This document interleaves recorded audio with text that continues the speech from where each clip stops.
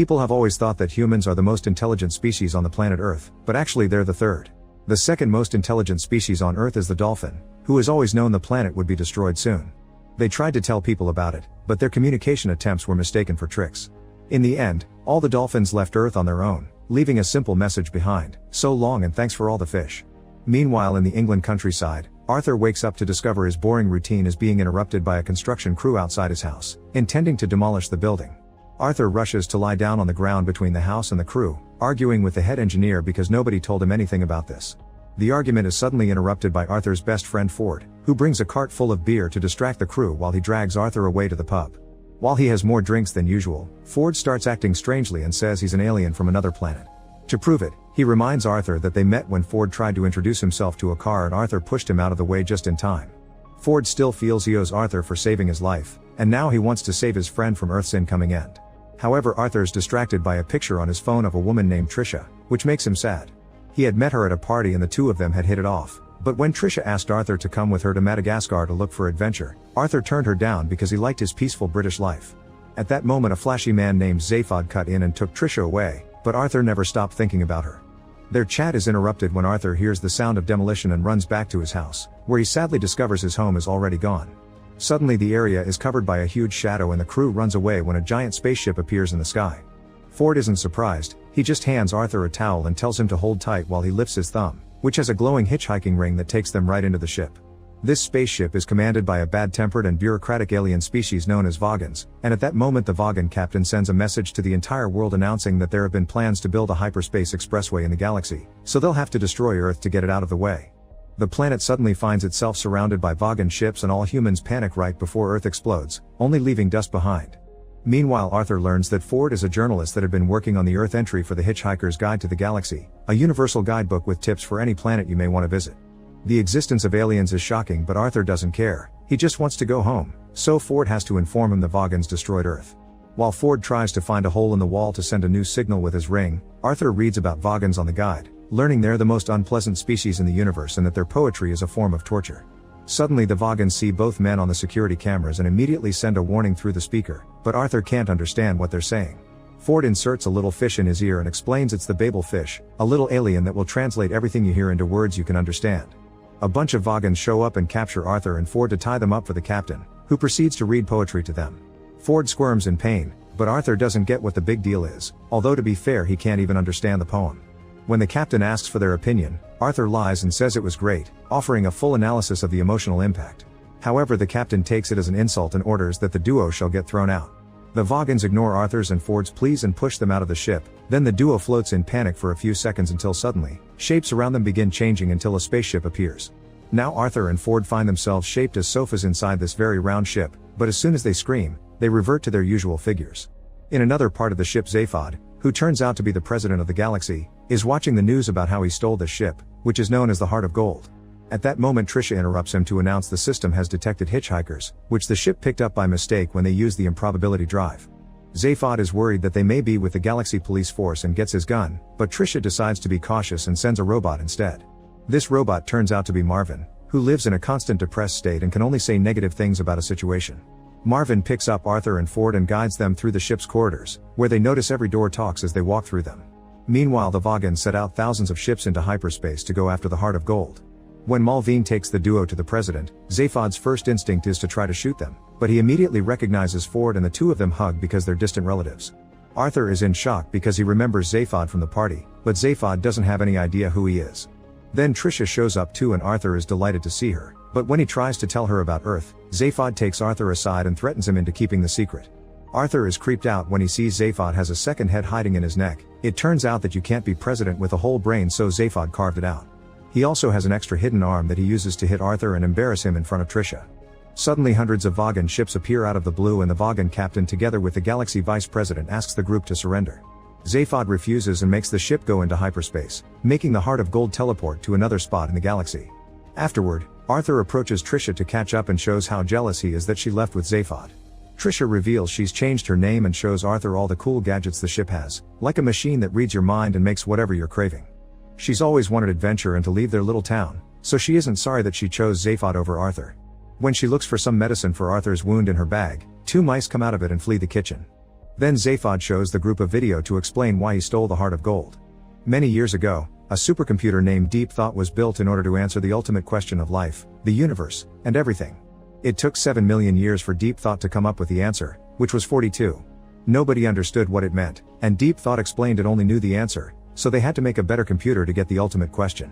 Zaphod wants to find the ultimate question for fame, and for that he needs to go to planet Magrathea, which can only be reached with the Heart of Gold's improbability drive through trial and error. The improbability drive teleports the ship to a random location in the cosmos, and this sometimes causes weird shape-shifting effects on the passengers that go away after a few seconds. This time when Zaphod activates it, the crew transforms into knitted figurines. This distracts Arthur and gives the mice the chance to pluck some hair from his head. After they return to normal, they discover they've arrived at Vilvotal V, home of Zaphod's political rival.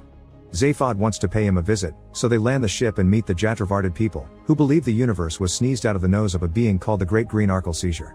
The group interrupts a ceremony praying for the coming of the Great White Handkerchief, and Zaphod meets with his rival Humma to ask him for the coordinates to Magrathea. Humma is still angry that Zaphod won the election, but accepts to give him the coordinates if Zaphod brings back from Magrathea a legendary gun. Zaphod accepts, and to make sure he comes back, Humma takes one of his heads. The group leaves with the coordinates, but when they come out they discover the Vogons surrounding the building. The Vogons immediately open fire and the group runs to hide behind a column, so Trisha comes up with a plan to escape. She holds up an aerosol can against Zaphod's head and pretends she'll kill him in order for the Vogons to let her pass. Unfortunately, the Vogons manage to grab her and arrest her on the spot before opening fire on the guys again. Ford and Arthur pick up Zaphod and drag him back to the ship to escape. Zaphod tries to make the ship go to Magrathea, but Arthur stops him and asks to be taken to Vogsphere, the homeworld of the Vogons, to save Trisha. The ship's AI informs them the guidance system has been deactivated, which the mice did in secret. They have no choice but to use a regular escape cop and fly the traditional way. Moments later, the group arrives at Vogsphere. Since Zaphod isn't thinking clearly with only one head, Ford puts a cap on his head on which he must squeeze lemons every few hours to give Zaphod's mind a kick. Then the men begin making their way to Vogon prison, only to encounter swatters on the ground that hit them every time they take a step.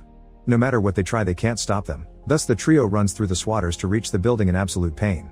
In the meantime, Trisha is interrogated by the Vogons and she finally learns that Earth was destroyed. When she wonders how that could have happened, she discovers Zaphod signed the paperwork without even reading it because he thought he was signing an autograph. As punishment for kidnapping the president, it's decided that Trisha will be fed to the ravenous bugbladder beast of Trawl. At the front desk, the Vogons put the trio through lots of bureaucratic drivel and constantly ask for more paperwork. When they're finally done, the Vogon realizes they're trying to bail out Trisha and explains she's not eligible because kidnapping the president is too serious. Arthur and Ford make Zaphod tell them it was all a misunderstanding, and now they have to fill the paperwork all over again using presidential forms. After lots of signing and box ticking, their request is finally accepted and they save Trisha right before she's fed to the beast. However, Trisha isn't happy to see them and slaps Zaphod for destroying Earth. She's also angry with Arthur for lying to her. The group takes the pod back to the Heart of Gold, and while Trisha is taking a shower, Arthur approaches her to apologize and to point out that if he had said yes to Madagascar, then they would have exploded with Earth. Then Zaphod uses the coordinates to make the improbability drive take them to Magrathea, which puts them through a bunch of funny shapes again. When they come closer to the planet, they receive a pre-recorded message saying the planet has been temporarily closed. Zaphod ignores it and tries to land the ship anyway, causing another message to inform them 2 missiles have been sent to destroy their ship. The AI hands Zaphod manual controls to dodge the missiles, which makes the entire ship shake like crazy. Using the improbability drive like this is dangerous, but Arthur decides to press the button anyway. After a short moment of turbulence, they discover they're in the same place, and the drive affected the missiles instead. One became a bowl of petunias and the other transformed into a whale that has an existential crisis before it falls on the planet. Now the group can land and explore Magrathea safely, and they encounter a bunch of different portals. An argument ensues on which one they should take, and Arthur is still too afraid of the dangers of the unknown. Trisha ignores the guys and jumps into a random portal, so Ford and Zaphod quickly follow her. Arthur keeps on hesitating, and by the time he finally makes up his mind, the portal is already closed. Arthur sits with Marvin without knowing what to do and is found by a man known as Slarty Bartfast, who tells Arthur that his friends are safe before taking him away into another portal, leaving Marvin behind. They show up in a room filled with miniature worlds as Slarty Bartfast explains his job consists of designing and creating planets, and it was his company that created Earth, but the demolition had been an accidental mix-up. Then Slarty Bartfast takes Arthur to the planet factory and reveals they are finishing a copy of Earth they had in the system backup. Meanwhile, Zaphod, Trisha, and Ford finally reach Deep Thought, only to find the computer watching TV. They ask about the ultimate question, but Deep Thought is bad news. The computer that had the question had been on Earth, meaning it's destroyed. The trio is disappointed but also remembers the other half of the mission and goes looking for the gun, finding it inside the computer. This is the point of view gun, which makes a person momentarily see things from the perspective of the shooter.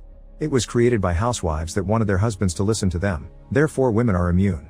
Trisha immediately shoots Zaphod with it to make him understand why she's angry, but hearing him speak her own thoughts makes Trisha realize that she's upset because she's discovered life is meaningless and that she's been jumping from guy to guy to fill the hole in her heart, yet she ignored the one guy that could truly understand her.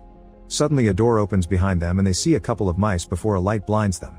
Back to Arthur, he hears the story of Earth being a commission paid by mice, who are the most intelligent species on the planet. All this time, mice had been experimenting on humans while letting them believe they were the ones experimenting on the mice. Then Slarty Bartfast takes Arthur to a replica of his home, and Arthur happily runs inside only to find Ford, Trisha, and Zaphod at the breakfast table. There are also 2 talking mice that say they've been observing humans to find life's ultimate question and that they'll need Arthur's actual brain to finish the experiment. Suddenly Arthur is restrained on his chair and 2 small saws appear to start the procedure while his friends fall asleep because of something that the mice put in the food. Trying to distract the mice, Arthur begins making philosophical questions, but soon he's unconsciously talking about his own feelings and how much fun he's had the past week compared to his entire previous life. He also talks about Trisha, but since the mice don't care about love they proceed with the saws. At that moment Arthur manages to break the restraints and smashes the mice with a bowl, discovering that their actual identity is the 2 aliens that created Deep Thought. Then everyone wakes up as the house starts to shake because hundreds of Vogons have landed outside with the Vice President and Marvin, ready to rescue Zaphod from his supposed kidnappers. The group quickly runs away to hide behind an RV, dropping the gun by accident. When Marvin tries to join them, he gets shot in the back of his head and falls, seemingly dead. While the group hides inside the RV, the Vogons open fire again and make the RV fall to the ground. When it seems all hope is lost, suddenly Marvin activates again and uses the gun on the Vogons, which instantly makes them all depressed and drop on the floor without the energy to do their jobs. Afterward Slarty Bartfast shows up to announce the new Earth is finally ready, so he wonders if Arthur thinks there's anything missing. Arthur says that the only thing missing will be him. Then he asks Trisha to join him on the next adventure, and the couple leaves together in the Heart of Gold to visit the restaurant at the end of the universe. While Arthur and Trisha kiss, the new Earth is put back in place and the circle of life begins once more. Arthur's final words before the ship leaves are that he won't go anywhere without his towel, and these words accidentally travel through a wormhole that reaches an alien species whose language understands the sentence as an insult. Furious, the aliens travel to Earth to invade, but it turns out they're so small that their tiny spaceships are swallowed by a dog, proving once again everything is a matter of perspective. Make sure to subscribe and turn on notifications so you can watch more videos like this. Thanks for watching.